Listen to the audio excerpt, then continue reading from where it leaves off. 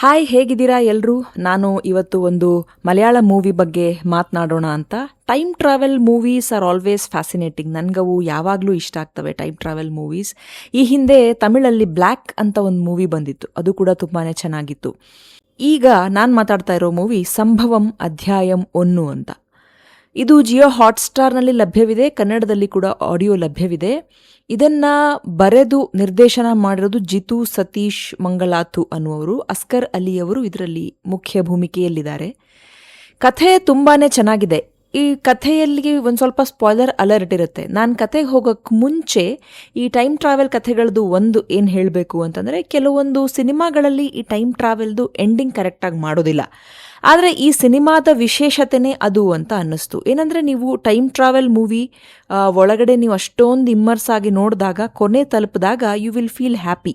ಒಂದು ಒಳ್ಳೆಯ ರೀತಿಯಾದಂತಹ ಒಂದು ಸಮಾಧಾನಕರವಾಗಿ ನಿಮ್ಮ ಮನಸ್ಸಿಗೆ ಮತ್ತು ನಿಮ್ಮ ಮೆದುಳಿಗೆ ಹೌದು ಈ ಸಂಭವ ಇರಬಹುದು ಅಂತ ಅನ್ನಿಸುವಂತಹ ಒಂದು ಕನ್ಕ್ಲೂಷನ್ ಅನ್ನು ನಿರ್ದೇಶಕರು ಕೊಟ್ಟಿದ್ದಾರೆ. ನನಗದು ತುಂಬಾ ಇಷ್ಟ ಆಯಿತು. ಒಂದು ಕಾಡು, ಆ ಕಾಡಿನ ಮಧ್ಯದಲ್ಲಿ ಹಾದು ಹೋಗ್ತಾ ಇದೆ ಒಂದು ಪೊಲೀಸ್ ವ್ಯಾನ್. ಅದರಲ್ಲಿ ಅವರು ಅರೆಸ್ಟ್ ಮಾಡಿರುವಂತಹ ವ್ಯಕ್ತಿಗಳನ್ನು ಕರ್ಕೊಂಡು ಹೋಗ್ತಾ ಇದ್ದಾರೆ. ಅವರು ಅಲ್ಲಿಂದ ಬ್ರೇಕ್ ಮಾಡಿಕೊಂಡು ಆ ಜನರು ಕಾಡೊಳಗೆ ಹೋಗ್ಬಿಡ್ತಾರೆ.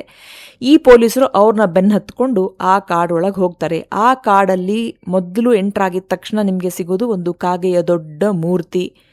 ಆ ಮೂರ್ತಿ ದಾಟಿದ ತಕ್ಷಣನೇ you enter into a time loop. ನೀವು ಆಚೆ ಬರೋಕ್ಕಾಗೋದೇ ಇಲ್ಲ. ಆ ಟೈಮ್ ಲೂಪಲ್ಲೇ ನೀವು ಒಳಗಡೆ ಸುತ್ತಾನೇ ಇರ್ತೀರ. 1994 ಮತ್ತು ಪ್ರೆಸೆಂಟ್ ಡೇ ಅಲ್ಲಿ ಆಗುವಂತಹ ಕಥೆ. ಈ ಪ್ರೆಸೆಂಟ್ ಡೇ ಅಲ್ಲಿ ನಮ್ಮ ಹೀರೋ ಅಸ್ಕರ್ ಅಲಿ ಅವರು ಆನಂದ್ ಅನ್ನೋ ಒಂದು ಪಾತ್ರದ ಹೆಸರು. ಅದರ ಮೂಲಕ ಅವರು ಅಲ್ಲಿ ಎಂಟ್ರಾಗ್ತಾರೆ.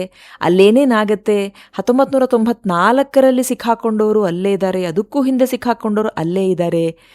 ಆ ಕಾಡಿನ ವಿಶೇಷತೆಗಳೇನು? ಒಂದು ಹನಿ ರಕ್ತ ಕೂಡ ಆ ಕಾಡಿನ ನೆಲದ ಮೇಲೆ ಬೀಳಬಾರ್ದು. ಬಿದ್ದರೆ ಏನಾಗತ್ತೆ, ಯಾಕಾಗತ್ತೆ?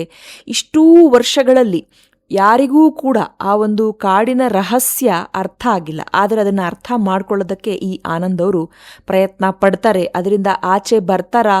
ಆಚೆ ಬಂದ ಮೇಲೆ ಅಲ್ಲಿರುವವರಿಗೂ ಇವರಿಗೂ ಏನು ಕನೆಕ್ಷನ್ ಇತ್ತು? ಈ ತರಹದ ಒಂದು ತುಂಬ ಒಳ್ಳೆಯ ಸೀಕ್ವೆನ್ಸನ್ನು ತಗೊಂಡು ಕೊನೆಯಲ್ಲಿ ಇದು ಅಧ್ಯಾಯ 1 ಅಂತ ಅವರೇ ಹೇಳಿರೋದ್ರಿಂದ ಅಧ್ಯಾಯ 2 ಬಂದೇ ಬರುತ್ತೆ ಅಂತಾಯಿತು. ಕೊನೆಯಲ್ಲೂ ಕೂಡ ಒಂದು ಟ್ವಿಸ್ಟ್ ಇಟ್ಟು ಸಿನಿಮಾ ಮುಗಿಸಿದ್ರೂ ಕೂಡ ಈ ಸಿನಿಮಾ ಕಥೆ ಪ್ರಾರಂಭ ಆದಾಗಿಂದ ಏನು ಹೇಳಬೇಕಂತ ಅಂದ್ಕೊಂಡಿದ್ರು ಅದನ್ನು ಹೇಳಿ ಆ ಒಂದು ಭಾಗಕ್ಕೆ ಕರೆಕ್ಟಾದ ಒಂದು ಮುಕ್ತಾಯವನ್ನು ಕೊಟ್ಟು ನಿಲ್ಲಿಸಿದ್ದಾರೆ ಅಂತ ಅನ್ನಿಸ್ತು.